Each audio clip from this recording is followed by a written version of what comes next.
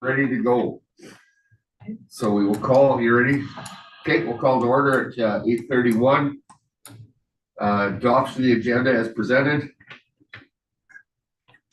Councilor Thurl, all in favor? Carried. Public presentation, Martha, your time to shine. No, you're in library, right? I'm library. Okay, that's later on, so give me a second. All right, delegations. We have the Hanna Municipal Libraries. Jen. Okay, Now you're up. shine. Now you're moment to You have to shine. wait that 10 seconds. Yeah. That was the quickest delay I ever saw. Okay. She like, see, look where she goes, right to the podium, Matthew. All right, so can I get quicker? Somebody, Lori, you can tell Lori to, I'll just follow along. okay. It's not PowerPoint. It's not PowerPoint, we're good? Okay.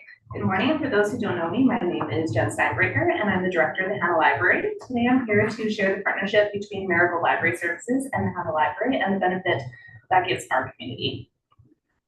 So for those unfamiliar, the Marigold Library System is our regional library system. It connects all of urban and rural libraries together. This allows our shared collections to be shared between over 185 libraries.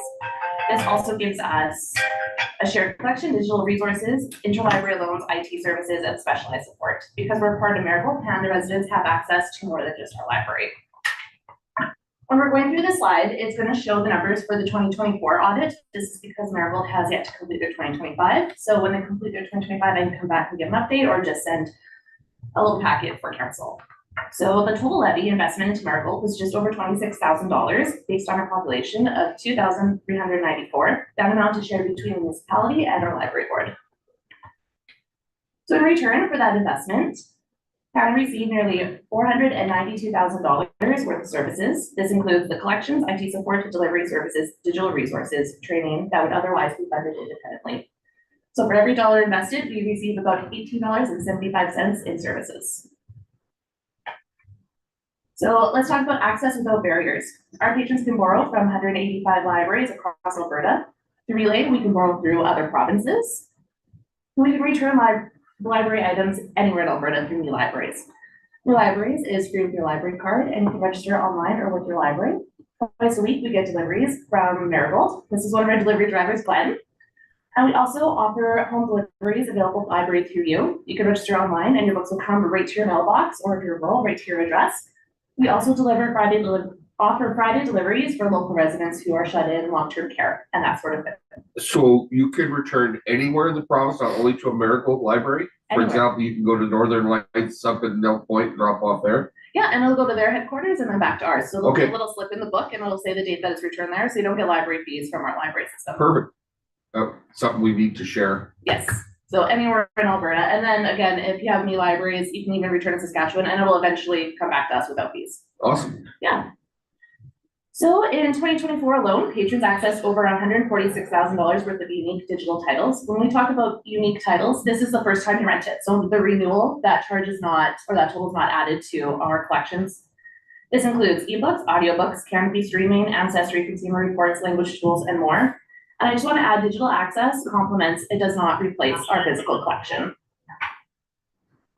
And Hanna patrons borrowed over $91,000 worth of physical materials from other libraries. That does not include what they came into our library and accessed. Our weekly van delivery service alone represents $27,490. We borrowed kids and games and displays. So when we go to community events and we have the giant board games, or we bring in video games to the library, this would be that total. And our collection insurance is included. So that's all of our books, DVDs, audiobooks. So we also have technology and infrastructure. Behind the scenes, Marigold IT support offers us IT support, equipment, software licensing, internet infrastructure, and website hosting. This is valued at a combined $170,000. This allows us to operate efficiently and securely. Marigold also supports our staff and board through professional development, governance, consultation, and policy guidance. This ensures best practices, accountability, and responsible stewardship of public funds. Twice a year, we have our Marigold consultant. She comes to Hanna, she'll sit down with me and go over the changes within Marigold to make sure that I'm on point with policy, the board is on point as well. So this partnership maximizes municipal dollars, expands services without increasing local taxes, ensures rural equity, and supports transparency and accountability. It allows Hanna residents access to big system services at a small town cost. So this is our partnership with Marigold, but before we go, I'd like you to take a look at what we're doing at the library. We're a team of 3 staff members, myself, Jonah, he's our interlibrary list technician, and Erica Rohrbach, she's our program coordinator. We have several volunteers, they shelf books for us, they help with programs, and they also put our books into the local coffee break, make our newsletter every week. So programming, our programs continue to grow and adapt to community needs. We have expanded services for all ages, supporting lifelong learners. We're preparing for a 2026 Summer Reading Club with a theme Dive Into It. Our program coordinator has launched a cookbook initiative. It invites residents to share family recipes and stories, strengthening community connection and heritage. Our program coordinator has also introduced monthly take-home kits, homeschool art hour, coloring contest, biweekly outreach, and Project Pen Pal and long-term care. We continue to run movie days, adult craft nights, cookie exchange, and events, community partnerships, along with other various standalone programs. So our wonderful library board. Our library board remains active and engaged with strong focus on governance and ongoing policy review to ensure we're operating responsibly and transparently. We also continue to grow our presence in the community. On April 1st, we'll be hosting a pop-up library at Freeze and Bros. This is to promote our library services and do a membership drive. So the community knows our library cards are always free, online access is available 24/7. In addition, through board advocacy and community partnerships, we're launching a garden giveaway. This is in partnership with the Hanna Community Garden and Warwick's Home Hardware. We continue to evaluate our services using data and reporting to ensure we're meeting community standards, needs, and planning for a sustainable future. As many know, we have a library of things. We have expanded this in 2025 through Alberta Municipal Affairs grant funding. Residents can now borrow items such as tools, home equipment, kitchen items, garden tools, baby gear, games, and kits. This is a way for residents to be able to access their needs at a reduced budget for them and is a way to reduce waste. This is another way the library supports practical everyday needs. I want to take a moment to thank the town of Hanna. We're proud to operate in a town-owned building facility with the town support. From maintenance and snow removal to administrative and advertising assistance, this partnership allows us to focus on serving our community. Thank you for that continued support and collaboration. And I want to thank council for their time this morning for allowing me to participate and present. And just a reminder, all of our resources are available 24/7 through our website, www.hanna.ca. If you ever need assistance logging in, we are happy to help. Your username is your library barcode and your passcode is the last 4 digits of your phone number. Come in and visit us anytime. Thank you. Cool. Any questions for Jen? How did you guys get such a good program coordinator? You know, we scoured the bottom of the bucket. You found me there. And they lifted the bucket up and it was underneath. Yes. Hello. Actually, no, we were just blessed. No, that was really good. We're sitting on the doorstep. Basically. The library is a thing that is definitely underutilized. Even I've gone a few times and, you know, some of the stuff that they have for rentals, or I guess not rentals, for usage, some of the tools, some of the kitchen appliances and stuff like, you know, I see often on Facebook, and I never think of the library, and I apologize, but people looking for like a booster seat for a grandparent for the weekend. Mhm. And I never think to point them to the library, but they're scouring Facebook looking for it, and we have that resource there. And I just, for whatever reason, it doesn't click to me. And I think, you know, again, we need to promote more. And you guys are doing a good job, but I think we have to help you do a better job. Yes, and how can I actually help the council promote us as well? Yeah, that's the thing that we need to ask ourselves. And if you have some ideas of what we can do to better help you, then, because ultimately we're putting money into the system and it's a good system, we may as well try to get the benefit from what we're using it for. So. And I'm happy to pop in a couple times a year if it just promotes our programming. The summer reading program is coming up soon, so I'd happy to be pop in June and discuss it as well.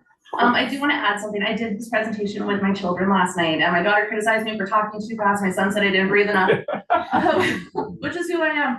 But then my oldest asked me a very valuable question about computers, which I do want to share here because it's not in my presentation. He said, as technology is becoming more readily in hands of individuals, how is our technology going to continue to stay relevant? and accessible. So I answered to him, not everybody can afford a phone, not everybody can afford Wi-Fi, not everybody has access to a computer, and our library allows this. Yeah. So even if you are not able to come in during opening hours, our Wi-Fi is available 24/7. You can sit in the vehicle, you can sit on the bench, and you can do your homework right there if you have your laptop.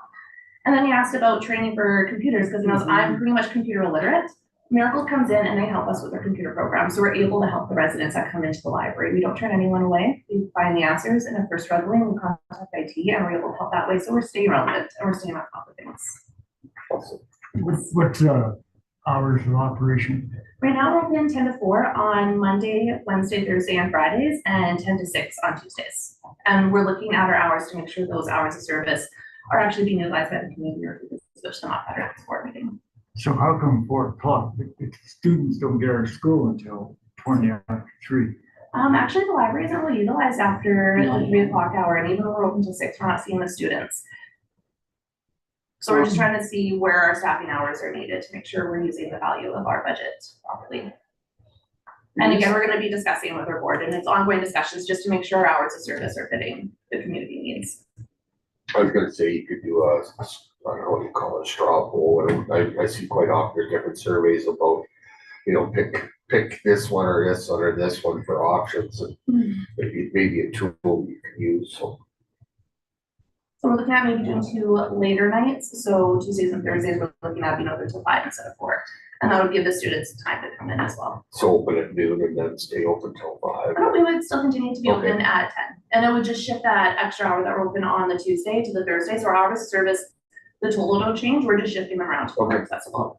We're heavily utilized during the day by retirees as well as moms with young children and whatnot. And the daycare as well, they're coming in. and Yeah, the utilizing their daycare services does as come well. and play over there. Yeah, like we are very busy during the day. Yeah, it's Yeah. actually, throughout the day, we're quite busy, and right around 2, 3 o'clock, we do right off. Cool. Jen, the dreaded question, what about weekends? So weekends, we used to be run by volunteers. So through the provincial government, we realized that using volunteers without actual staffing is not appropriate.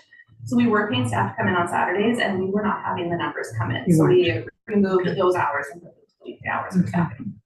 So just one final question for me. How many members do you have right now approximately? We have close to 1,000. Okay. So those are active members. Those don't count the memberships that are currently expired and waiting for somebody to come in. Okay. And do you have a goal as to where you would like to get to? Every member in the community. Every member of the community. Okay. That would be our goal.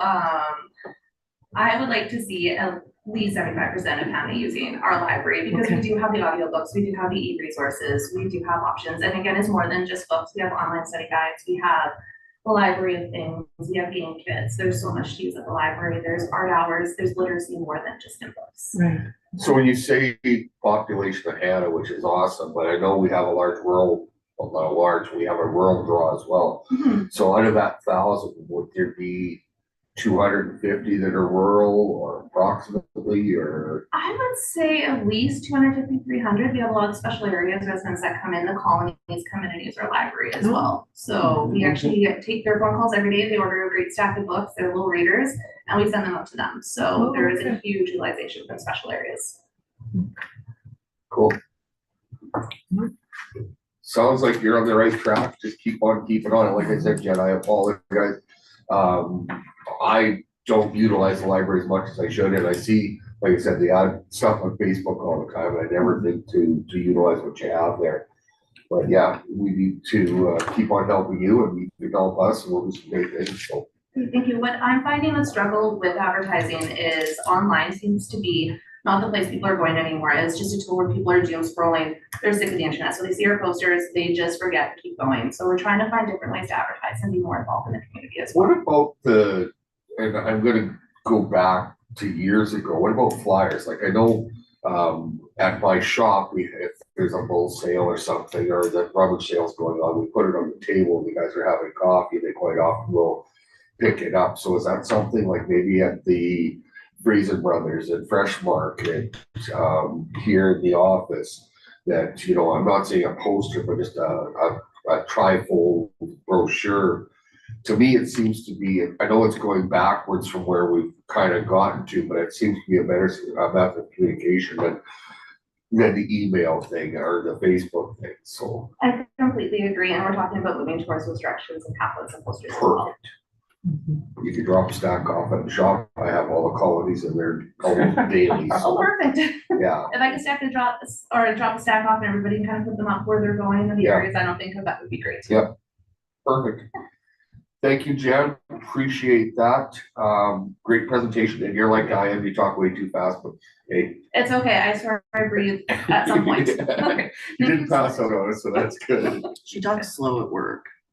Well, she has Just to, takes forever. she has to with you there. All right, thank you very much. I'm actually gonna run to work now. Enjoy the rest of your day. Okay. Thank you. See ya See y'all. in a few hours. Yeah, don't run.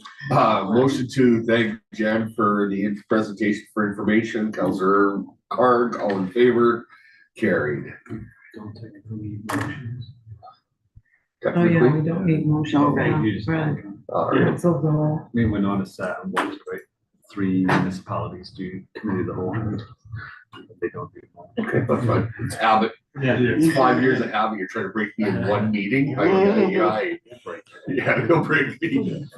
We also have Mr. Wellsman here. Good Welcome, morning. sir. Thank you for having me. I'm here to just talk about our results for the third quarter, which I sent to the town office last month, and also to discuss priorities for the upcoming year as well. So provided the statistics on some of the crime rates for the last quarter, and nothing really significant in terms of changes there. Some of the percentage changes was fairly extreme, but that's sometimes because the number of cases goes from 1 to 2 or Yeah. 3 to 6, depending on the type of crime reported. So for example, number of traffic collisions involving motor vehicle, injuries went up substantially from 1 to 6 incidents in the third quarter year over year from the prior year.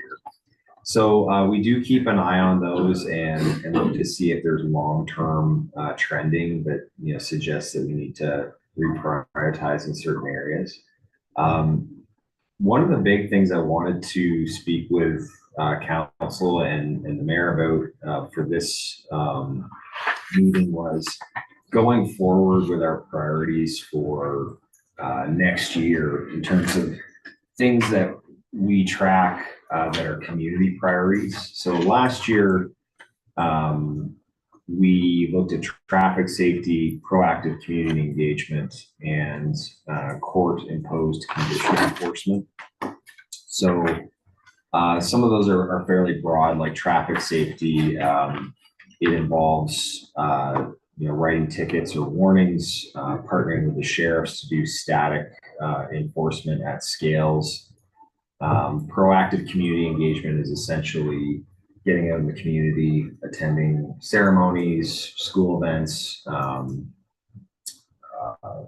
For example, later this week, I'm going to the Manor to talk about fraud with some seniors there. So events like that, the Christmas Gala, fundraiser. So we've had that on our community priority for the last few years. And I think that is a good one to still continue with tracking. Court-imposed condition enforcement is monitoring offenders living in the community who have court-imposed conditions like curfews, no alcohol or no drug conditions. And so in that situation, we're doing curfew checks at their residence if they have a curfew, or increasing our contact with them routinely to see if they're breaching any of their court conditions. And if they are, then obviously we forward new charges to Crown Council. The other priority, which is more of an in-house priority in our detachment, was police and public safety training. So increasing our number of training sessions just within the detachment to increase preparedness. But you can see in the report that we also attended a emergency management exercise with special areas. And I know some of the folks from the town of Hanna in the village of Youngstown were there too. So we're doing training both in and outside the detachment. So with the community policing priorities, I want to get your feedback, but also community members' feedback, maybe people that are speaking with you about their concerns. And I'm not gonna, put everyone on the spot and ask for ideas unless you want to come up with some now, but just to take the next week or so and think about any concerns that community members have brought up to you, so that I can start assembling those ideas as we look forward to April 1st with our new policing priorities. And then next month we'll finalize what those are. And I'll look at ways that we can track those priorities, because sometimes suggestions can be a bit difficult to put a finger on what we're actually going to do in terms of working on those things. So I'll take a look at each idea and see what we can do. So I'll open up to the floor though, if anyone has any suggestions. I'm more than happy to listen and to think about those, or if you want to take them back to your community members. I can also follow up with the town office to see if there's been any input that way. The other thing I'm going to do is also put this out on our social media page as well. I know a number of people are following that, and hopefully we can get ideas that way emailed to our office as well. The only thing that's been coming up quite regularly is oil field thefts seem to be back on the front burner again. A couple of the sites that I deal with have been hit actually multiple times fairly regularly. So that's one. And for me, I think you guys are doing a phenomenal job with, as we talked about when you first came here, Rob, is the proactive, the showing up at the hockey games, the visibility has been really good. That's been a huge plus. So, but yeah, like I said, the crime, the oil, as we've discussed before, it's a hard one to track down all the time. So I'd say the only thing that has come to me is impaired driving. Yeah. So I'm from Ontario, so I know they do ride programs there. I don't know. Do we do check stops or anything like even in town on like a Friday night? Absolutely. We do, good. We do. Glad to hear that. Yeah, and it gets announced on social media. Yeah, of course. The police are at such and such, or the sheriff's or such and such. So avoid that corner, right? Yeah. Oh, you guys. and you still catch people there. Yeah. Still do, yeah. And actually, we just had one a couple of weeks ago involved impaired driving in a collision. So Defense. we forward charges whenever it's appropriate, whenever we have sufficient evidence. And then there's the two systems in Alberta. There's the criminal court impaired driving process, but then there's also the immediate roadside sanctions that the provincial government has, which is a lot faster and very financially punitive for good reason, and then also takes away the driver's license too. So then the province can also mandate that the driver has to do an ignition interlock program and that sort of thing. So that's been very successful too, because it's immediate, as the name implies. So. Exactly. No, that's good. I was going to ask you out there again, our Ag Society, we were going to talk to you about maybe do another one of the bicycle safety season coming spring. Absolutely. We'll send over something. As long as I don't have to ride a tricycle. No, A unicycle. No, the one we did last year was really successful. yeah, that's what we thought, get it out a little earlier than wait too late. Yeah, it was really good turnout, and we had people from out of town. And Yeah. From the other town as well. So going forward with respect to community priorities, do you encourage or based on your statistics? Absolutely. Yeah, so what I'm seeing here, and it's a really tough one, is the interventions required under the Mental Health Act. Yeah. And I know I've got that feedback. Yeah. Why lot of it's perhaps not an education, you know, people not educated around the mental health act. I don't know. But Sometimes- that one seems to be, based on the statistics and the interventions that police officers have had to do, that seems to be a tough one. It is, yeah. We do get called to a lot of mental health calls. Yeah. Not all of them result in us having to involuntarily apprehend someone, Right. but a lot of times it's us going there, assessing, and then connecting them with the resources that maybe Lakes has or AHS.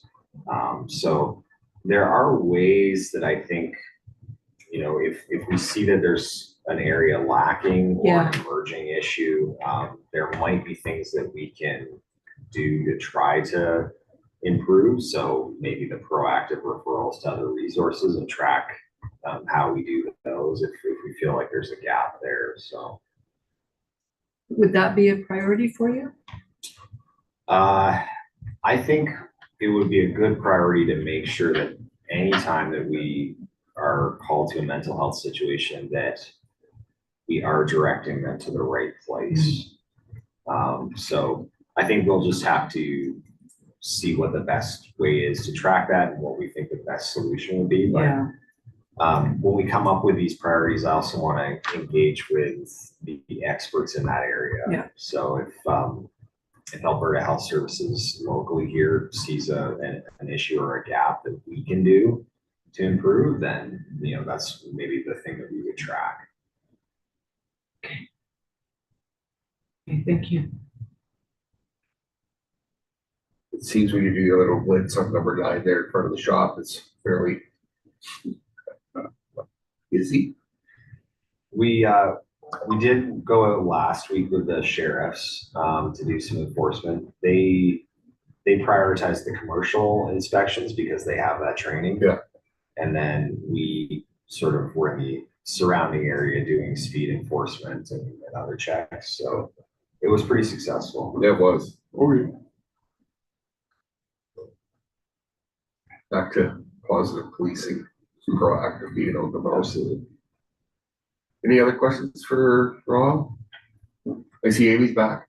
Yeah. Come and see me in a nice way. Absolutely, absolutely. Perfect.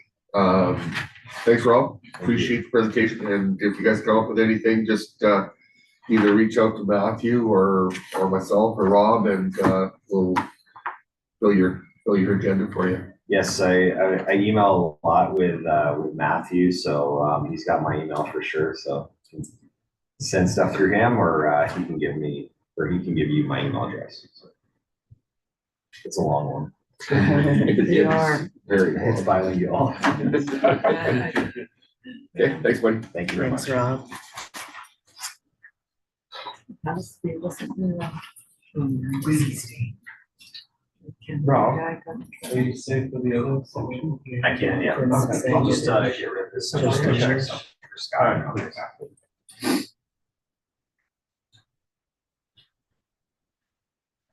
All right, Mr. Matthew. Through the chair, nothing more, well, one more thing to add to my report is that when we agreed to do the streetlights with ATCO, they finally sent the agreement, so that was signed, so that should start happening relatively soon. Good. But yep, nothing more to add. If you have any questions, just ask away.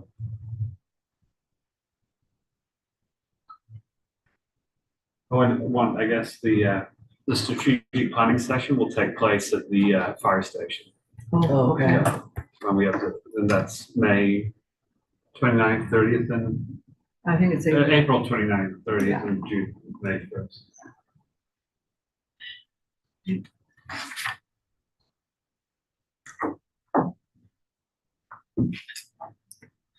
How did the MVP go?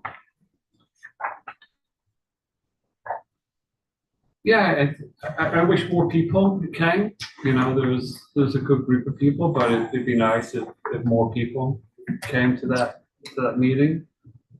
But it was an interesting process to go through. But yeah, maybe at the next ones when we have other open houses, more people will attend.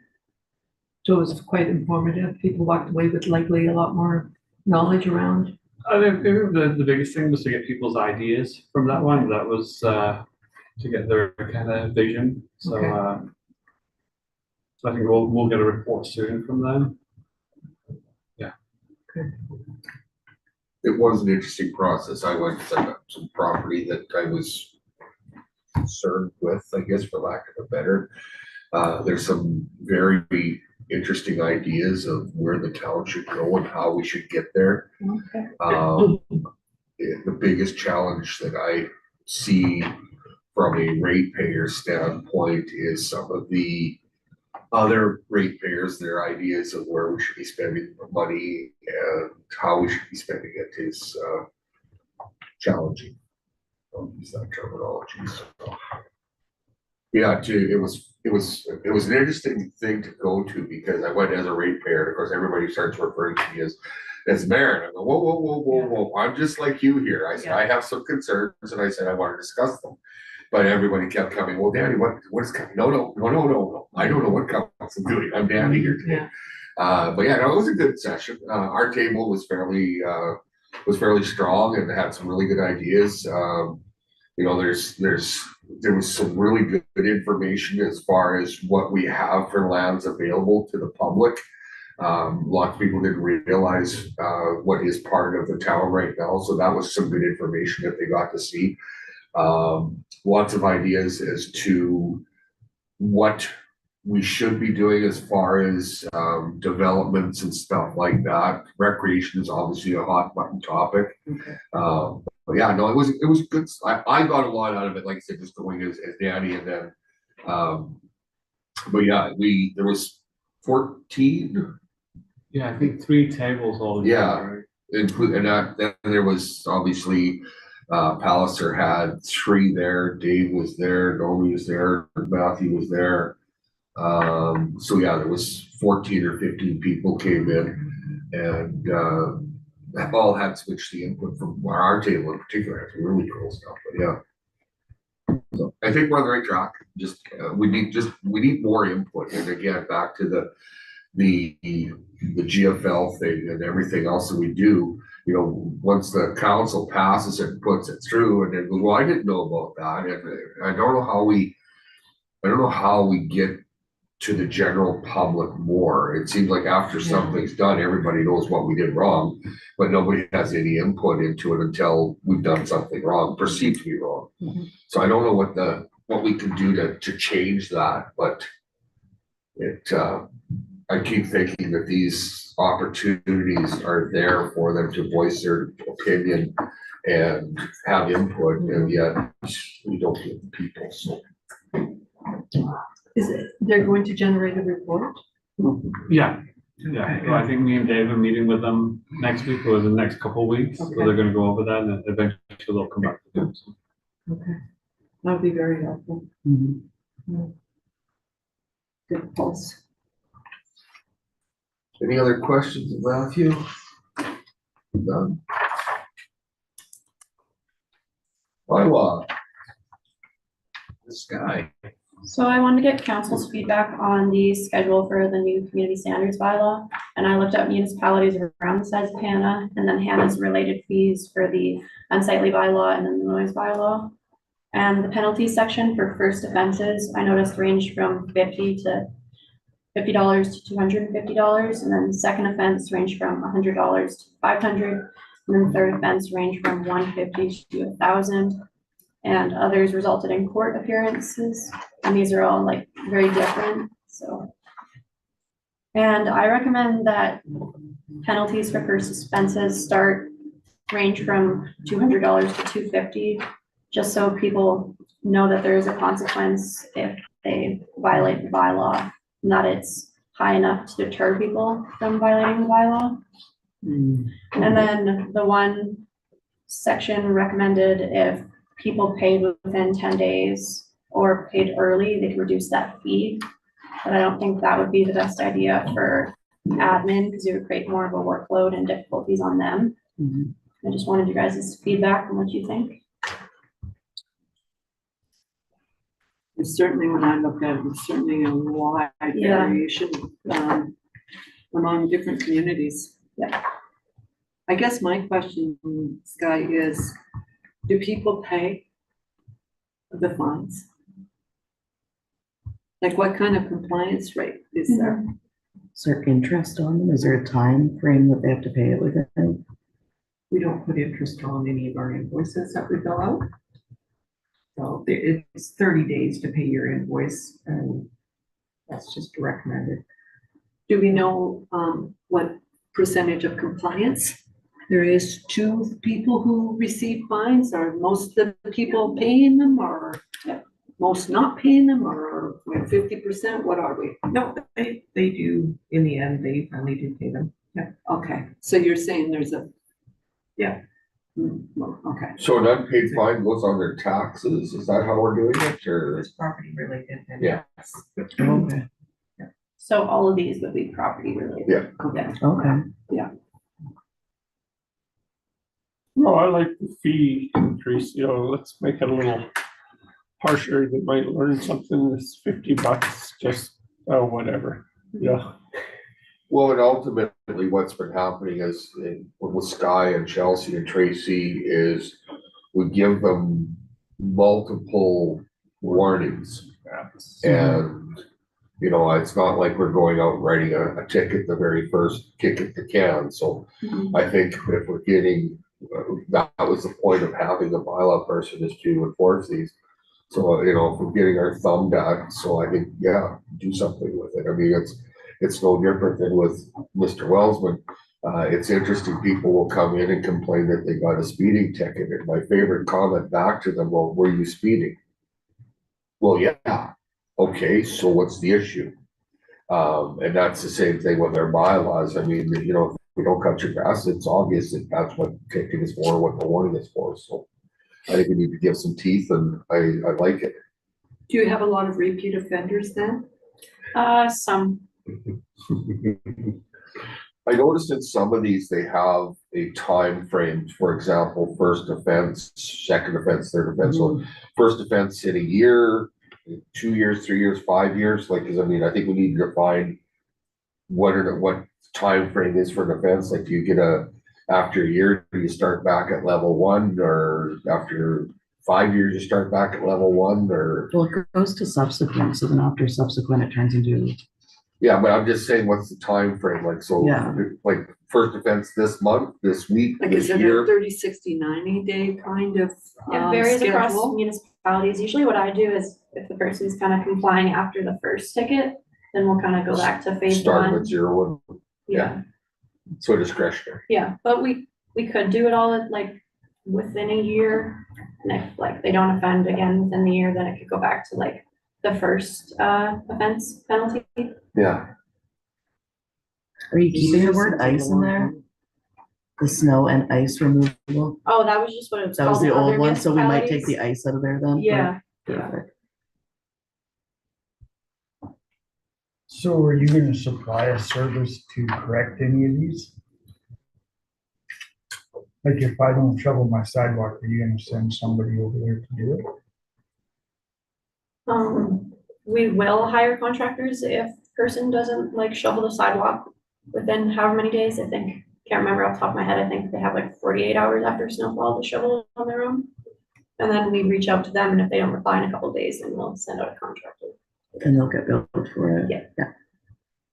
So probably 40% of our town is on low income or fixed income. We have snow angels. Kind of not a good luck thing, or That seems quite high. But Yeah, there is snow angels too. Mhm. I'm not sure what the numbers were this year. I'd have to talk to Michelle, but it varies how many volunteers we get every year. It's a good service. If people can't shovel, then reach out. Yeah, I think it looks good, Sky. think I that trust should your be- discretion. it should be offered, you know, like, I mean, there's a lot of seniors. would you like an actual time frame to the bylaw? Like in terms of first, second, and third offense? Because I'm just thinking now, I'm gonna put myself in the position of being a community member. And if I'm an offender, like, when do I get my my second offense? When do I get my third offense? There's just no communication to me in terms of the bylaw regarding a time frame. Yeah, I'm open to time frame or no time frame. We just hope that people wouldn't offend again within the same year. I think clarity is good. Yeah. Yeah. Yeah. So you do know that, Yeah, you yeah. know, is it 6 months or is it a year? Yeah, like if so I get a first offense, I get charged $250. I don't do it. I still don't comply. When do I get my second offense? I don't comply. When do I get my third offense? Do you see where I'm going with that? Okay, I see your, Oh, I yeah. get what you mean. It's the time frame associated. with the first See, I was offense. looking at the total time frame where you're Yeah. looking at it, it's the time frame. Well, yeah, like from first to second to third, Yeah. there's, it seems like. Could all it's happen in putting 3 all- days. Yeah, it's putting it all on our bylaw enforcement officer. And I don't think that's fair to her. In terms of her, she has to, it appears to me that she has to use her own discretion. And that can lead to complaints around lack of consistency across the. So I think if we go, well, first offense is obviously self-explanatory. Yeah, Second offense within a month, yeah, like 30, 60, 90 days. 30 days, 30 days is fair. does that sound reasonable, guys? I mean, Yeah. yeah. Like a year seems awfully long to Yeah, me, just because saying- number one, snow No, doesn't. I stick was just around for a referring to year. to refresh is what I was, Yes, Yeah. refresh of offenses, right? yeah. Yeah. So like if you shovel your snow and then 2 weeks later you're back on shoveling your snow again, is that first offense or is that second offense? Yeah, like Second, that's isn't it? where Yeah. I went with it right away when I was reviewing the material. So I think if we have a second offense within 30 days and a third offense within 60 days, does that I sound think that's reasonable? fair, yeah. On the, yeah, And have the total reset on a yearly basis? I think so. Yeah, that works. would that be of help to you? Yep. In terms I of think your so. role? Yeah. Do we have to amend the bylaw then? She's just looking for feedback, so she's writing a new bylaw, the community Okay. standards bylaw, so she's Okay. gathering feedback and then she'll present that to council. Excellent. The first and second reading, and then you can make amendments to that before you get to third reading, and then it'll be passed. It's interesting to see the different towns though and severity of their, Oh, I know. the severity of their fines and then the escalation of their fines. Yeah, like a $50 fine is like a parking ticket, like that Yeah. might not seem like a big deal to some people. Well, and I'm looking at Athabasca going 500, 1,000 and a court appearance, like, I mean, that's Mr. Kroll speaking. You talk about not having, that's a heck of an incentive to get your sidewalk shoveled. Yeah. And the biggest thing is, and I find, I see on the bulletin board quite regularly, people looking to have somebody help them out with their snow, and there's usually 2 or 3 people volunteer right away. And that doesn't reflect in our snow angels numbers because it's just a neighbor doing a neighborly thing, so. I think the biggest thing is they have to reach out and ask for help. And maybe Sky could provide that information, if she knows it's a senior, she could provide that when she talks to them, because she's not gonna show up straight away with a ticket. She's Yeah. gonna- Right. Connect them with Michelle to see if there's any volunteers. Excellent. Perfect. And then I wanted to talk to you guys about the dogs that we were continuously getting complaints about that were always at large. And they were creating like a safety hazard. They were surrendered to the town. And we reached out to shelters in the area, and one between Drum and Delia got back to us. And so they were taken there and they were both adopted within 2 or 3 days. Excellent. Excellent, yeah, nice outcome to hear. Yeah.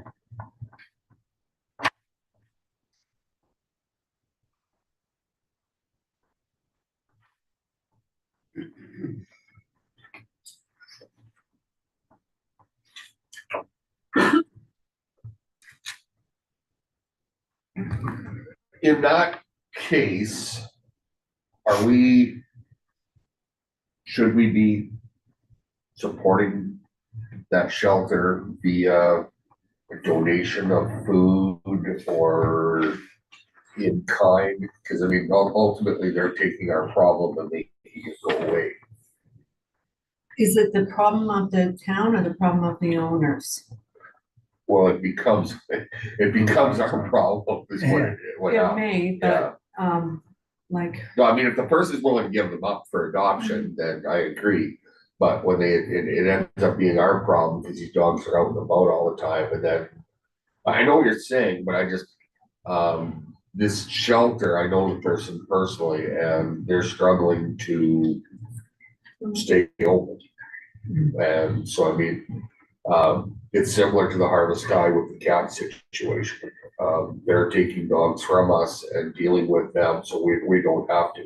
If we were to put those dogs into a kennel, we're looking at, you know, $25-30 a day. And I don't think we need to go to that extent, but I'm saying maybe we buy, you know, a pallet of dog food and supply them for the year sort of thing, or something along that. I'm not saying that specifically, just something along that lines, to help them stay viable. Are they going to continue to help us if we? Yes. Like the Okay. way this lady works, she takes like donations in, so then we gave her a bag of dog food and like $20 for gas. Yeah, that, I have no problem with that, just if it's going to be an ongoing thing, like if it's just a one-off, I'm not thinking we should give a whole pallet of dog food, but if this is something we can continue to utilize, then I absolutely agree. I think it's a valuable resource for all the difficulties that we've had with dogs over the Yes. last year, to have this resource available to the town, and if we're in good keeping with them, then that saves us some. Well, as issues an down the road. example, the dogs on First that we had to take care of, that was over $2,200. Yeah, Had we reached out to this, sorry, let me rephrase that, had this been individual been operational at that point in time, we don't spend $2,200. Mhm. So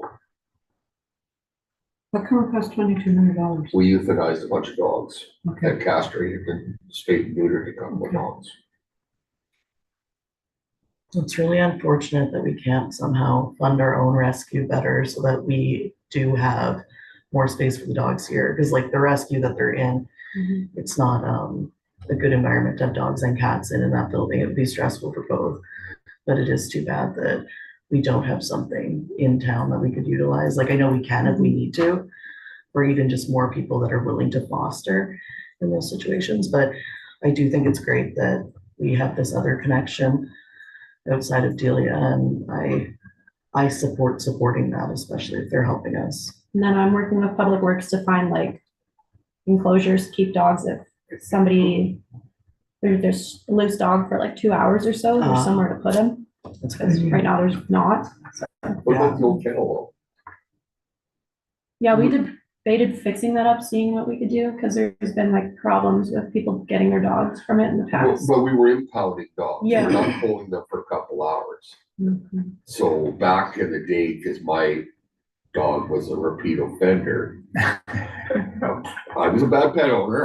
Well, actually, he was an escape artist, but bad pet owner. And no, that's where ultimately we couldn't find him around town. That's where he went. And there he was, and reached out to the town and yeah. But I don't know the old pound. It's beside my shop, my Campions there. So it is very. It's good and it's bad. If the dog's barking, nobody's going to hear it. It's bad because there's no way of monitoring it. So again, if somebody does decide to break their dog out, it was cute because when we were talking about it here, and then all of a sudden a little light bulb went on in my head, and I drove out there, and you can see where somebody has cut their dog out of the pound. So, but yeah, like I said, for a couple of hours here and there, and I don't see it being a bad thing. I don't know what it would take to resurrect it, but if it's just something for a couple hours here and there. And if I'm not mistaken, this is going back a long time ago, there is a kennel on the back end of Harvest Sky that's not being utilized, Like outside. like an outside kennel. I'll have to drive by and take a look, because like a dog run, maybe not a kennel, but a dog run.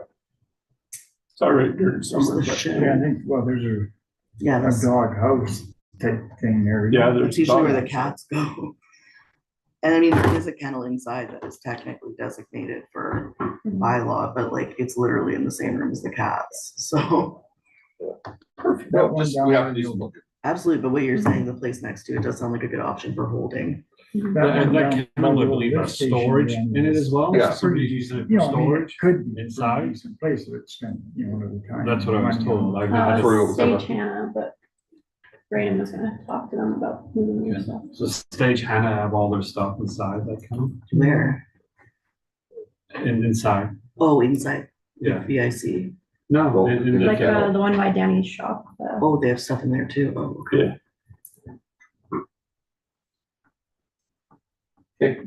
Sounds like a project we're working on, so if somebody comes up with ideas or thoughts yeah.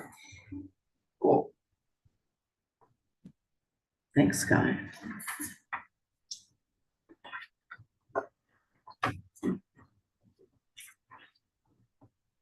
Next,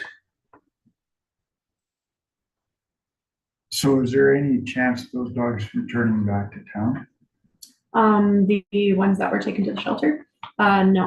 Because we got the owner to sign the surrender forms, and then they belonged to the shelter when she took them, but once they were adopted, the individuals that adopted them signed the paper, so they own them, so they can't bring them back to Okay, us. good, thank you. They can't bring them back to him. Like they can't give them back to the owner. Yeah, yeah, they can't come back to the owner or the Okay. town of Hanna.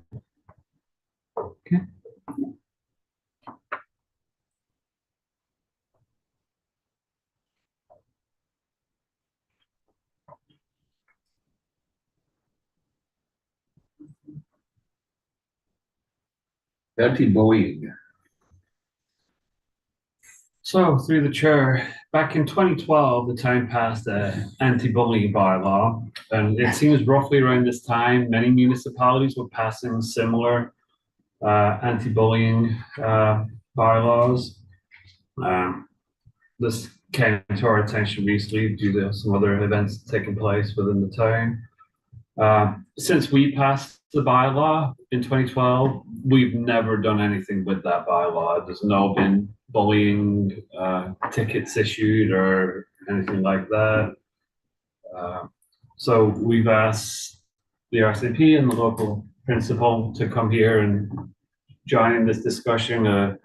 If this bylaw works, if it should be amended, repealed, or changed, or how we can address bullying concerns moving forward, and what would be the best way. I think it'd be difficult to have Sky ticket somebody for bullying. I think it'd be difficult for her to gather that kind of information and prosecute, go ahead with that. But yeah, this is a chance for us to have a discussion on that. So we have our guest here that can join in. If you guys wanna, is there an extra chair or? Oh, we got one over An here. extra, oh, there's one over there. He can be part of the council. Thank you.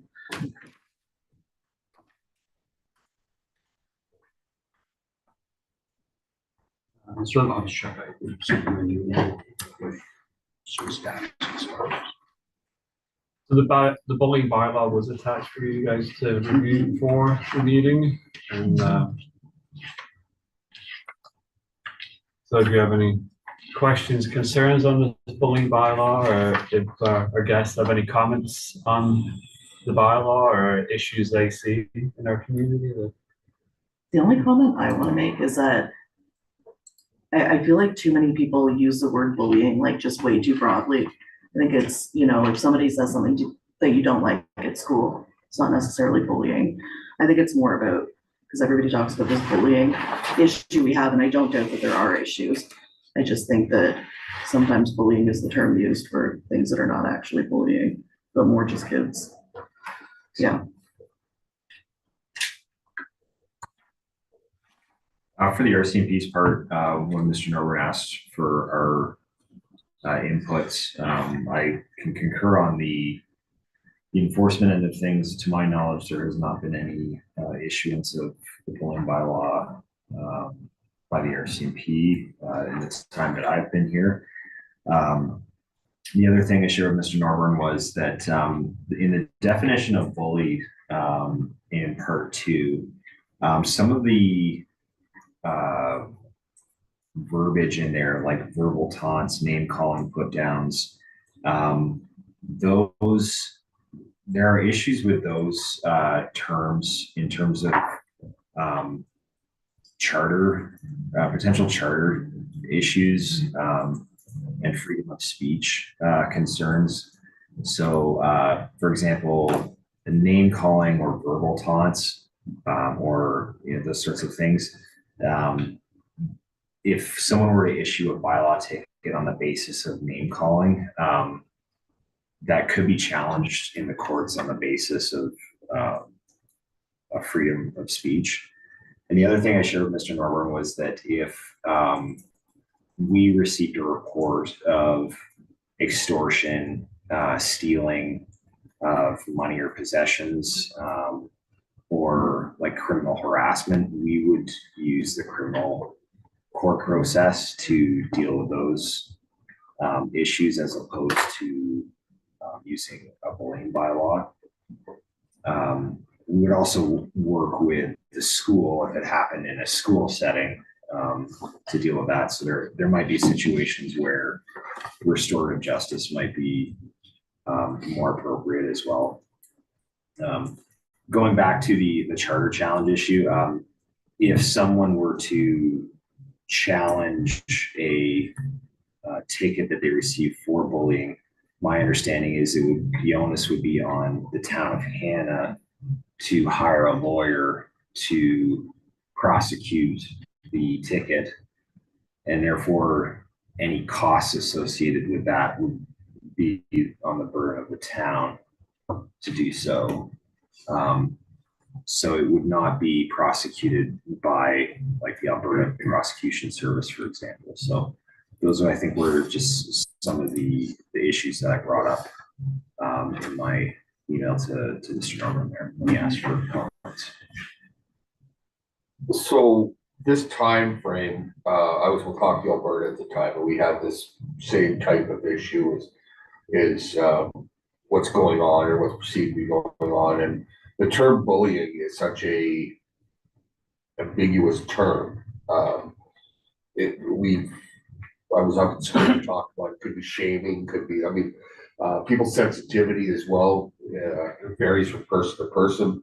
I don't want to see, and I don't know how to prevent it, having a situation where somebody harms himself over something that we haven't dealt with.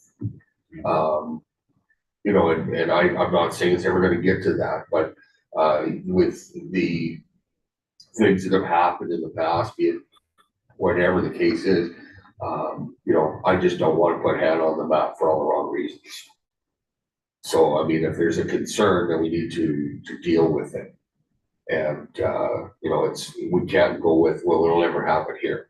Yeah, I can speak to that. Yeah, and there was some concerns brought forward to me by an individual, did a little bit of follow-up. It's not a specific individual, there's more to it than that. So that's why I kind of thought that we needed to, I don't know, escalate it, make it more aware.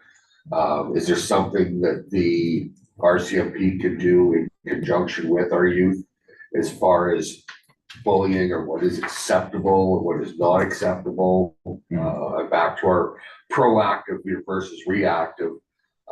Ryan, same thing for you. Anything we can do to help, let's do it.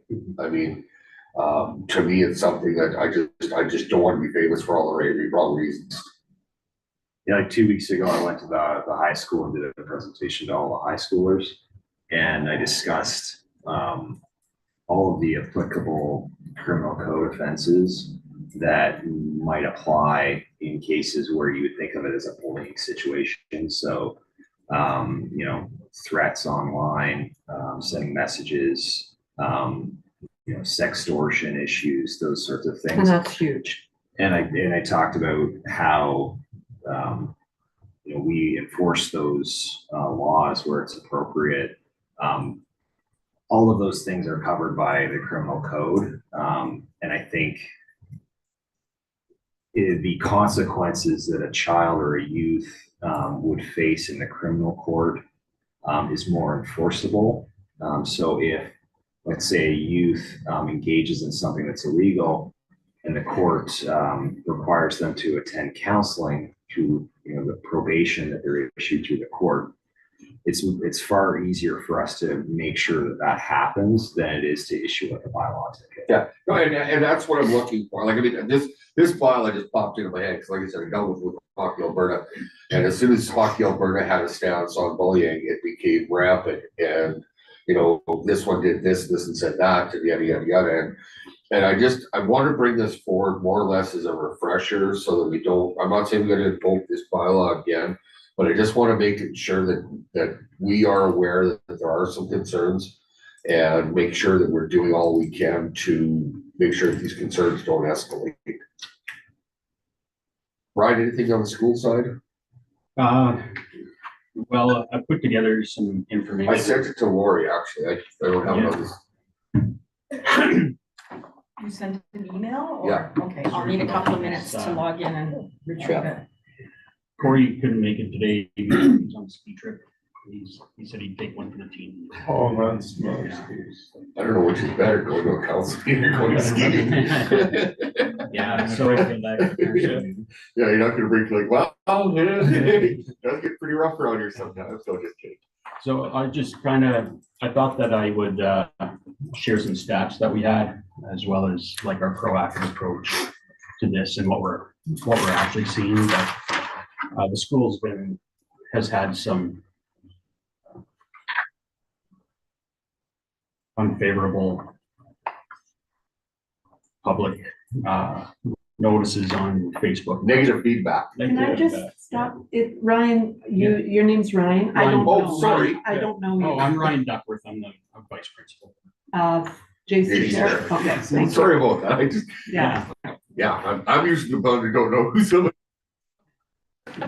Yeah, I apologize. No problem. Yeah, so what we mostly see is peer conflict, peers having conflict with each other, or unkind behavior. And we see different kinds depending on the age group, I did talk to my grade 10s yesterday, and they didn't feel like it was a big concern in our school.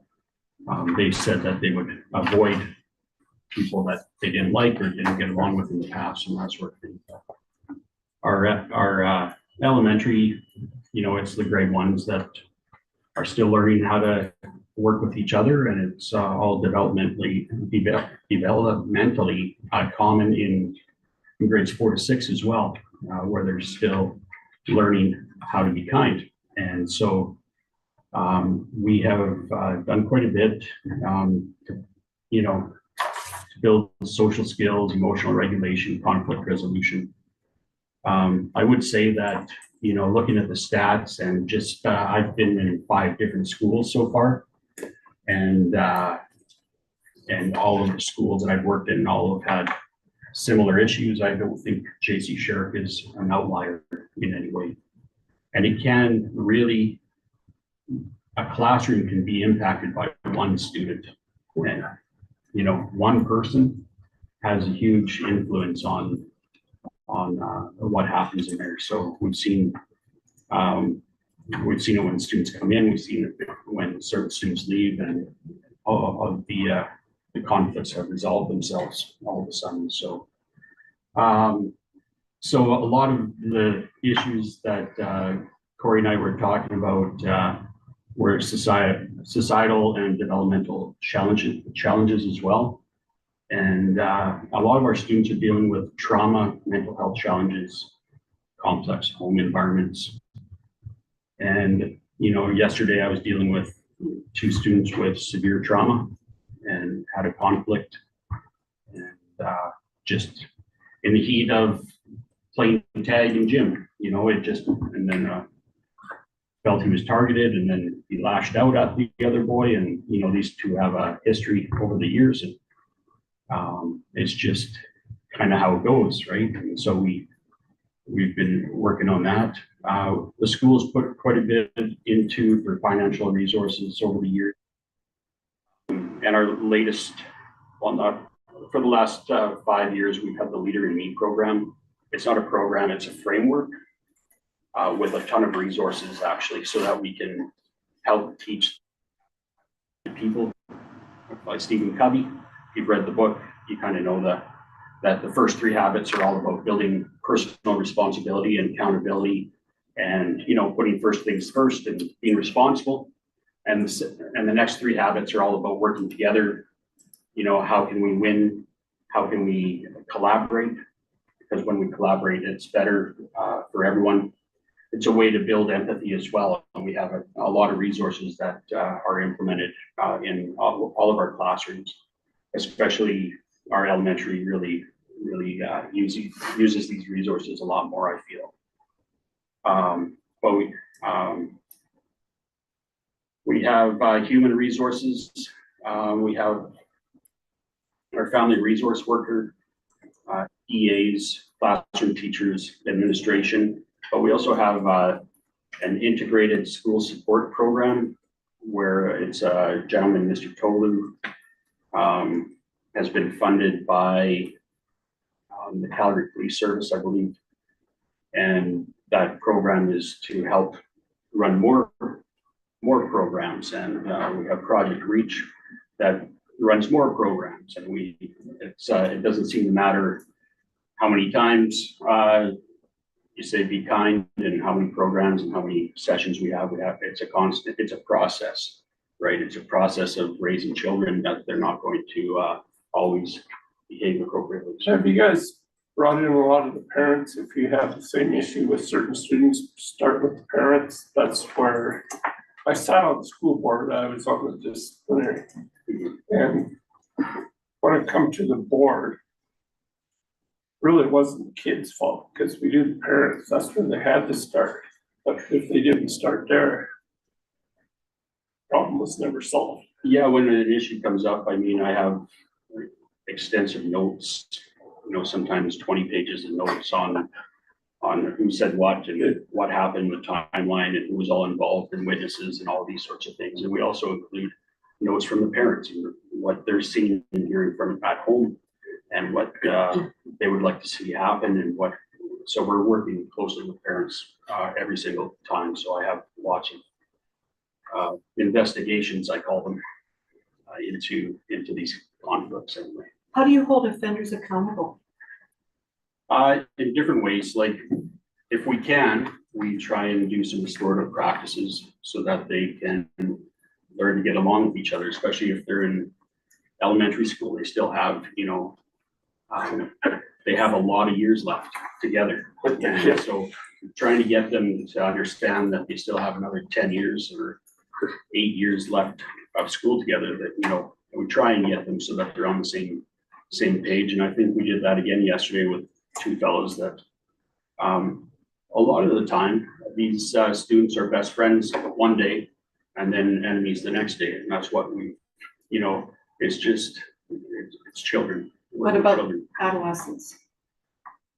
Yeah, we don't That see fall a within your lot, thing, but I mean, we have, we've done in-school suspensions, we've done out-of-school suspensions, we have changed playgrounds, moved students from one playground to the other one. We put specific supervisors on those students during recesses as well, to make sure that nothing's going sideways during those kind of, while they're not as tightly supervised as a classroom, so it's a little bit more difficult. So we're always working with parents, we're working with the teachers as well, and we put programs in place and sessions to learn more about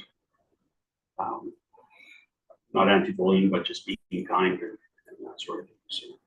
Can we better utilize our family resource worker? I realize she's on a stress leave right now, or leave right now, I should say. And I know we have a fill right now, but can we better utilize that person? As far as referrals from parents or to parents about this individual, let them know that person is there. Yeah, so right now we did have 2 family resource workers in our school in prior years. We only have 1 in our school this year, and she went on leave. And so we have another family resource worker that jumps in 2.5 days a week right now.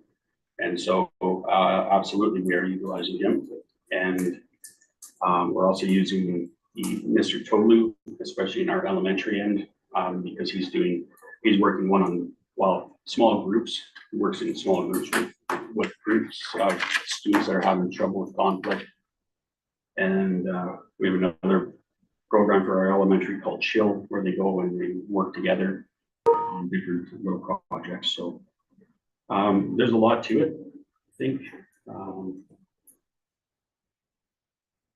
Quite a bit of professional development, especially in Leader in Me. We have on April 15th, we have a special professional development for our staff, and then specific staff that are like our action leaders, action team leaders, and they're going to share with the rest of the staff on the best resources as well, on how to use the framework.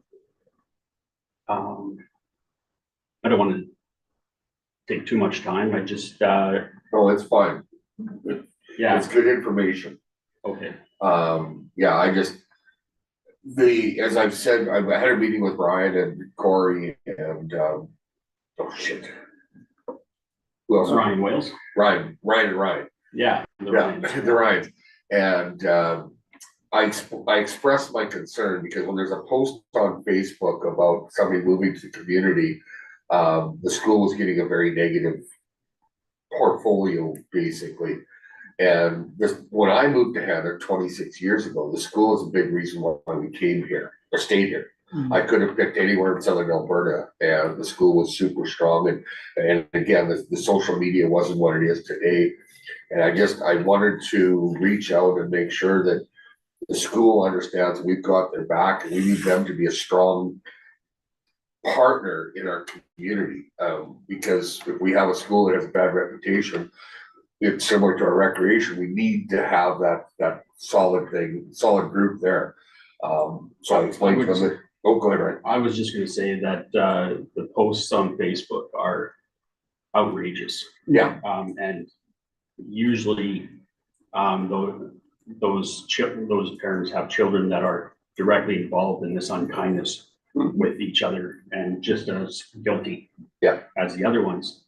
And it's hard for us to, combat that. We can't go on Facebook and say, oh, well, so-and-so and we can't combat that. So I think it's really, I wish people would take it with a grain of salt and, No, like I said, it's just something that I felt a need to make sure that we are doing everything we can do to make it better and help. If I may. Yes. Having been in the system for 29 years, doing family resource work, I also must, make a declaration that there is kids who are being victimized, have been victimized, and seriously victimized. And as a result, I have done numerous interventions over the years around suicide interventions as a result of some of the harassment and serious harassment I've seen. And also conversely, I've also seen a tremendous pattern, and I think council needs to be aware that a lot of the kids who are engaging in pretty serious harassment behavior are kids with a lot of power. They're not kids who have been traumatized. Typically, those are the kids that are victimized in some respects. That's my experience has taught me that. And so there is a dynamic that's a very difficult one to mitigate because of the power of some kids and how they bring with them very little empathy. And so as a result of that, I don't know if you do mediation services. I did that frequently, where we brought in the offender, the alleged offender, and the alleged victim. And it became a very restorative process to help kids understand the impact of their behavior. Would it be valuable, Rob and Brian, you guys are kind of the experts on this more, and Brenda, would it be advantageous to have a parent information session where we invite parents in to meet and discuss and like,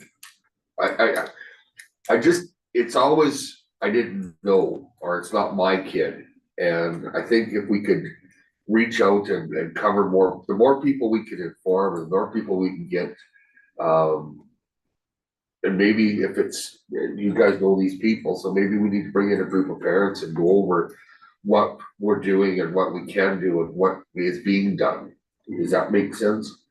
Cause as when we talk, Ryan, I mean, some of the issues are apparent, and I agree 100%.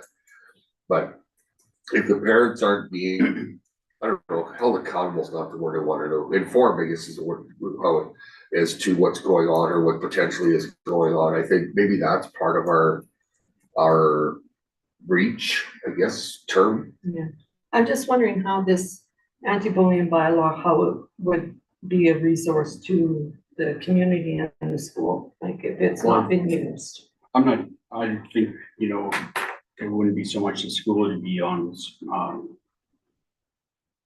town of Hanna property when if there was a conflict, like in changing them at the pool or something along that line.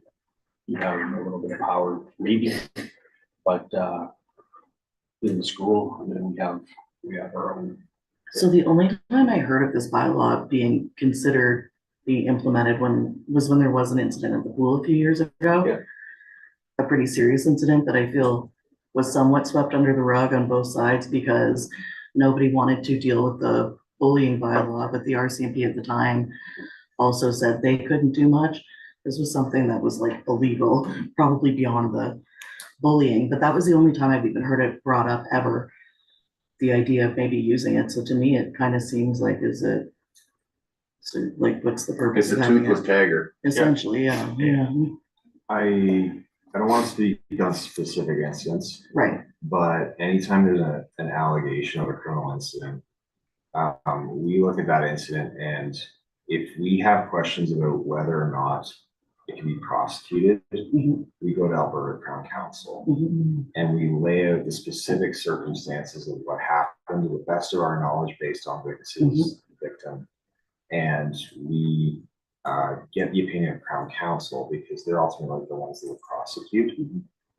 Additionally, when there's youth involved, there is the ability to do restorative justice and alternative measures prior to court process. Yeah. And then also working with, for example, if it's town property, the town can elect to ban an individual or individuals that are engaging in behavior that isn't necessarily criminally illegal, but they don't meet the guidelines of what acceptable use is. Right.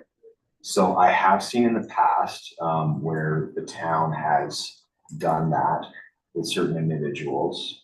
If they're not using the property in a way that is acceptable or is disruptive, Right. then they have banned people, and that's enforceable under the Trespass Act. If that person then breaches that requirement of the private property owner, in this case, the town of Hanna. Right. So, although sometimes, like, we don't provide media releases on cases involving minors. Of course, yeah. For obvious reasons, Yep. you know. So we can't get into specifics about why something is or is not prosecuted, and a lot of what is done to remedy the situation, or as best as we can, is done without public knowledge. It's only known to the victim, the victim's parents, Yeah. and the offender's parents. So that's the best I can say about that, unfortunately. No, I get it. It just, yeah, it makes me wonder why we have the bylaw if we're not gonna use it. Like I said, it popped into my head and I asked Sky to find it for me and she did. And when I read through it, it's, like I said, it's a toothless tagger. Right. Matthew, is there anything under the MGA that would, like, is there any legal reference under the MGA to address this particular bylaw? Not that I've ever seen. I haven't looked into that, but like, the MTA gives us the authority to pass bylaws, right? Sometimes municipalities pass bylaws that they shouldn't be passing. But I think the biggest issue with this is how we enforce it. Well, I don't know how we'd enforce this bylaw. But I as it think we can stands. put like behavior, and we can write behavioral rules for like the pool and the community center and Centennial Place, that if people don't behave a certain way, they will be banned from that facility. Like every recreation facility I've ever worked at, we have banned people for bad behavior.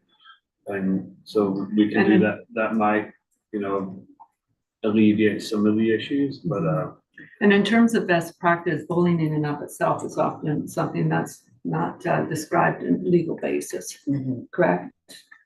It If we're comes down, talking harassment. yeah, it comes down to the definition. Yeah, So yeah. like in the criminal code, there's a criminal harassment Right. definition, which Yeah. should be often covered. Yeah. And with, if I could, the criminal harassment thing, obviously in the criminal code, so as you said earlier, this bylaw would not in any way, shape or form be enforceable, when you could use the code. This is a much broader definition and Yeah. so for example, if someone calls someone else a name Yeah. on Facebook, technically that's an offense under this bylaw, Mhm. but it violates the Charter of Rights and Freedoms Yeah. for in some ways. So that would be the concern that I would see about it, but there are many elements within this definition, like threatened infliction of physical violence, attacks. Those are all criminal code offenses Yeah. anyway, and I think it's just more appropriate to deal with them through the criminal code, but I don't want to overstep my boundaries in terms of like recommending law. No, it's, But if it's not enforceable, or if like Rob said, the family wants to fight it, like then we're getting a lawyer and we're paying money for like something that could potentially be a criminal code thing, like, I know at that point you guys would take it over anyway, but it just, I guess I just don't really understand the purpose of it if we're not using it yeah, anyway. no, and I agree. I think the biggest thing is right now is I think we need to continue to work towards what we continue with what school's doing and Absolutely. support schools, support Rob and what he's doing and hopefully we never get to the point where we need to escalate something to criminal code, but I think if we can do whatever we're doing, keep doing it and then maybe do more of it. Yeah, absolutely. So yeah. Sound good, right? Mhm. And my office still stands to come read in school, so. Oh, to read in school, yeah, Yeah. that'd be wonderful. Yeah, that was one of the things we talked about was literacy, and I said, well, if you want, I'll come read to the kids in the school, and That'd be awesome. so, yeah. So you guys might get a nudge to come help me read in school one day, so. I actually have a program through the library that I created called Glow, and it's girls learning to own their worth. And I've run it with a few sports teams, like girls, but the emphasis is on essentially learning to get along, and not everybody's gonna like each other, but Yeah, you know, how to react in those situations and build each other up. we have a girls group and Yeah. boys group that meets in our elementary as well. It's excellent. So there's. Awesome. I must excuse myself, I do have court at 10 o'clock. Go put some bad guys away, buddy. The only other thing is like our stats and data that we have from our insurance surveys and from a measurable results assessment through the need framework. They show that we're in line with Alberta's. Oh, safer no, I'm care not schools. saying you're I bad, just Ryan. feel like I had to comment kind of like. No, almost you're like, not bad. It's not, yeah, you know, a severe issue. Yeah. That we're dealing with over there. So, no, I asked my daughter, she's in grade 6, and she says she never notices anything like that, yeah, so. What is too many? but the data, just the public displays on. I think if the public like actually utilize the proper channels to express their concerns, rather than thinking that like putting it on Facebook is gonna solve every problem. It's like snow removal on Facebook. Well, it is, it's just, it's ridiculous, like, it's really easy to be brave on the computer, behind a computer screen, it's harder to address people in person, so. Yeah, so like I said, Ryan, keep on doing what you're doing, and if we can do some more, if you have any ideas of how we can help or I can help, please feel to reach out, and Rob will be there for us as well. So, For sure, yeah. perfect. No, we have a good partnership. Yeah. I think starting educating the parents is probably. I think that's the biggest thing, Council Crowell. You know what I mean? That's where respect. It's a tough job, Fred. It can be a tough job. Because their little Johnny does nothing wrong. That's just it. It can be a tough job. I went to school with kids that were either lawyers, kids, you know, or whatever, right down to welfare case kids, and they were never gonna bully. And if you picked on somebody, you suffered the consequences. The other crew would take care of you, know what I mean? A big Maybe that's component, not the right way, but there's just no discipline no more. But the internet also adds another layer that like we didn't necessarily deal with growing up, where it's really easy to bully people online. It's It's a very Well, it's not complicated because it's issue, It is, there's a lot of, That's right. and there's a lot of I was right, facets around principal. that influence, Yeah. whether it continues or whether it Okay. declines. And we'll stay in touch. Yeah, for sure. Yeah. Thanks Yeah, for coming. anything. That's. This is, Parents are the Can we ones. get a copy of that? yeah. I'll send you a copy. I've got some copies. Okay. It's just, it has some stats and stuff. Yeah. You know, Yeah, good Oh, one I'll enough. see you there at the end of the month, or at the end of for hot dogs. Oh, perfect. Thanks, buddy. Yes. Appreciate it.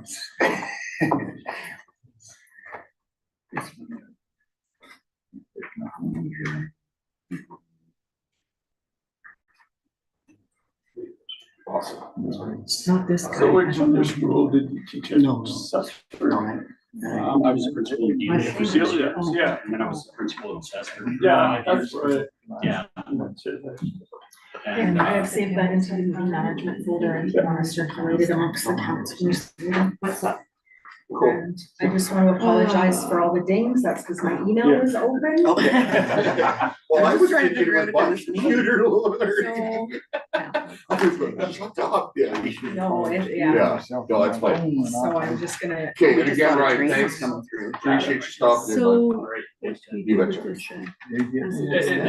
You know, both you and Anna are still trying to figure out how best to word these motions for committee of the whole. So I think it's just to have that discussion, and if there's any feedback we take from that, like if we can. Well, ultimately, the commission of, our committee of a whole, we can't have a decision anyway, so. there's No, really- but your conversation, like if the conversation leads that you're all thinking that the bylaw doesn't have any teeth, then what, next meeting Sky can bring to you like a bylaw, and then you can decide to repeal that bylaw or not. But if the conversation is, well, it doesn't have any teeth, but we like to keep it.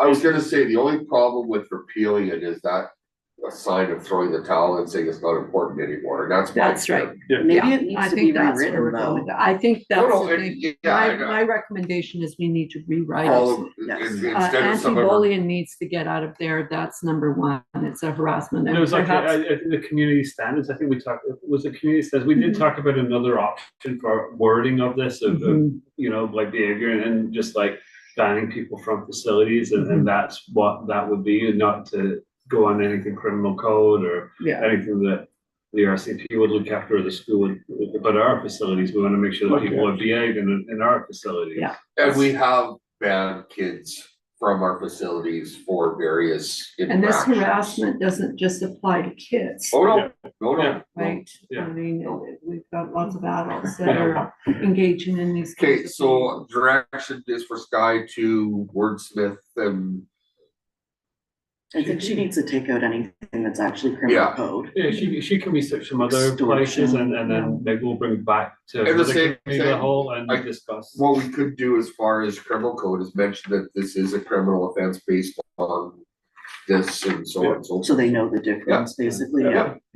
And then just a statement with regard to the town's intolerance for this kind of behavior and the support Yeah, to try and rectify it in our facilities. So we'll I think bring, that has to be a pretty we'll bring significant. something back to the next committee of the whole. And I then- do apologize, I may have overstepped my mayor's duties when I went up and, because we've had several kids that I know personally, that have left the school and stuff like that, so I'd gotten to the point where I was frustrated, so I spent just about 2 hours. We met to discuss and talked, so, It's a very complicated Yeah. issue. Yes. okay, so moving on to the police check. So through the chair, at the last council meeting, Councillor Carr asked administration to look into the criminal record check of potential candidates in municipal elections. Found 3 municipalities that have that, the city of Calgary, town of Crossfield, and the city of Beaumont. The most details I could find were based on city of Calgary's one. They do require a police information check when they submit their application to run for our council. and all of these municipalities do not share this information with the public. Except Calgary. Except, well, Calgary only does it if you come in and request to see their nomination papers, and then they will show that that is on there. The only way to disqualify somebody was if they did not complete that in their application package. It will be marked as an incomplete application package, so their nomination would be incomplete. So they would have to have a complete application package to run for council, they would have to have their police check in it. But no matter what was in it, it could be a mile long of criminal offences, but they're not disqualified unless they have done the ones that are breaking the rules for the Elections Act. So that's pretty much the information we could gather, and I guess we just want to have that discussion on council's thoughts of adding that to the application package, and if that's, that seems the way council wants to go, we can draft something out. Again, I don't think we want to be sharing this other than people requesting to come in, which they can do now, right? They can come in and ask to see these application packages, so they would be able to see that if that. But yeah, we would just be we would be looking for anything that breaks the Election Act to disqualify somebody. I guess if I could further the rationale, if that's okay. With regard to this proposed by our requirement for municipal election candidates, I also became aware of section 17H of the Municipal Government Act, where it clearly defines how a councillor would be forbidden from either running or staying in council. And there's 3 pieces to that. And so my thought was, if we do a best practice by requiring municipal election candidates to submit a Alberta Police information check, it would provide further onus that people were not contravening the sections of the act. And that act clearly requires that somebody who has been in prison for more than 5 years is not entitled to be on a municipal government office. And as well as municipal corruption, influencing a municipal officer, and selling or purchasing office. That would absolutely disqualify somebody, and those are in the MGA. But clearly, the MGA states that anybody who has had a conviction and was incarcerated for more than 5 years is not entitled to be on the council. And so if we have a police information check, that would tell us whether or not somebody had a criminal record. Now, again, it's not if somebody has a DUI that's going to disqualify them. No, it is not. The MJ is very clear on the conditions with regard to preventing somebody. So again, if you have that criminal, that information check, it would further support. So is the information check different than a criminal record check? Yes, Okay, yeah, they are 2 different. yeah, I'm instruments. sorry, I've never heard the Yeah. information check Yeah, before, so. Alberta Police information check is different. It's actually much more thorough. Okay. Yeah. I personally think like transparency isn't discrimination, it's respect for our voters. We're not using this to disqualify people, but I think we need to protect the credibility of council. It's better to disclose these things up front than to defend them later. And yeah, it really comes down to the public just being informed and then making a decision. I don't think it's about trying to get anybody to not be able to run, but I think that with public roles come public accountability, and that's where my thoughts are. I support it.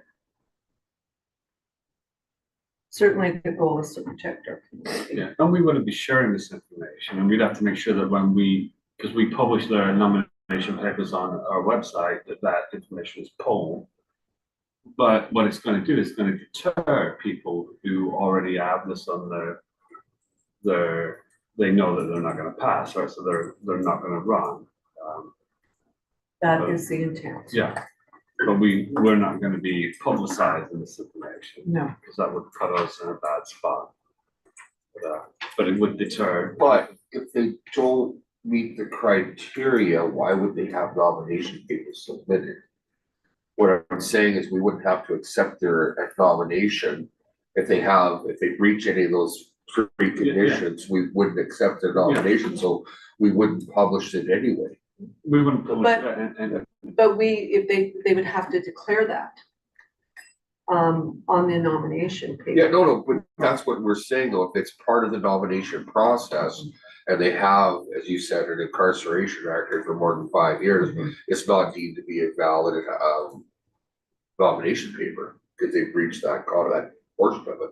But we're counting on their ability to disclose. Well, but yeah, I mean, we And just, that's we why the can still Alberta do it, but information we check wouldn't, would we wouldn't support. disclose what their infraction was or anything. and somebody could have infractions that are not, that doesn't make them ineligible. Yeah, Oh, But they yeah. don't want people to know No. that they've got a, small. DUI. Yeah, possession for the purpose, whatever. Well, the whole thing is too, a lot of this can be expunged from the records anyway. So you still don't get to know all the true facts. Well, if you've been incarcerated for more than 5 years, they don't expunge that. No, you No. can't get rid of that. Yeah, you No, can't get rid But of the that. whole thing is, it's just, I don't think we should be lowering transparency in order to increase participation. It's just a universal practice that is becoming so mainstream across so much of our industries. And our service industries, our hospitals, our school systems, certainly some municipal governments. It's just a way of. Yeah. of, we would have to be very careful. Me and Laurie sat in on a meeting yesterday about keeping information private and protected, which again would add another layer to how we have to protect, because it made us liable. What did we say? We could get fined over 100,000 to $1 million. All I heard was no paper, Yeah, no. nothing on paper. Scan it, file it, shred it. and the whole thing is if you're going to let other potential counselors come in to read all this, and it only takes one. People in the top. Yeah. And But people are it's- going to talk, and that's the other thing, then it's not confidential. But If, it's so bizarre, I'm following I don't know what to call it, situation in Wetaskiwin right now where they've got their mayor banned from the city off to the city hall and there's lawyers involved and each side is releasing enough information to make it just absolutely bonkers. And I'm trying to get my head around what anyone could do to get them banned from council. And now I see last night, Gondak and Cece had their phone seized by the RCMP. And again, it's the perception of what's going on. Yeah. And- And if they're guilty of some very serious oh, offense, for right? sure. If they would have had a police information check. I find it interesting too, that as a member of council, some of the committees I've been on, I was required to provide a police information check to the committees. So our committees have a standard that we do not. Yep. And I find that pretty remarkable. And I had absolutely no hesitation in providing that check. no, But yet, council, we do not require our candidates to have that check. I'm not opposed to it. Like I said, the only thing is the transparency, B, when there is something, then we need to make sure that it's not a public document, like, for And example. you can definitely write that into and that's what I get, the it's- requirements. I don't think people should be able to just come in and, I wanna look at these guys.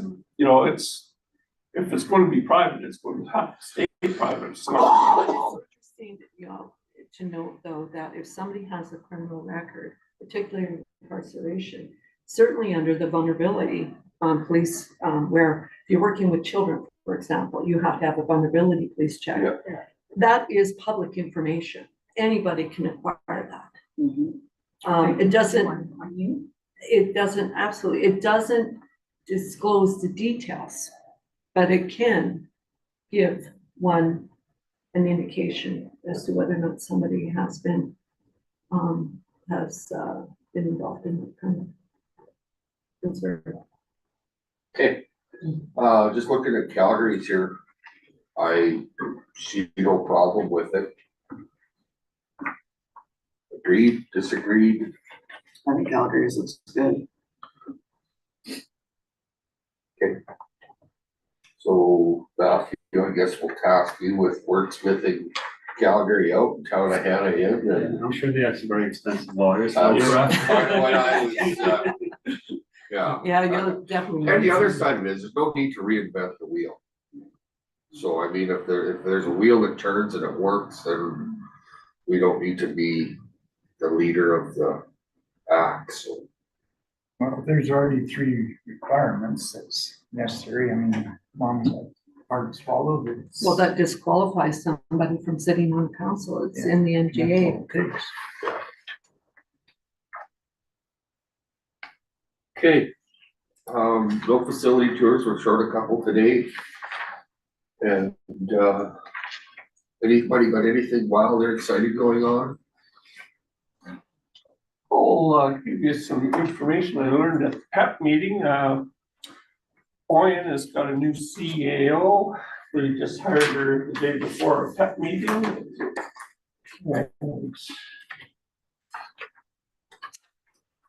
And her name here.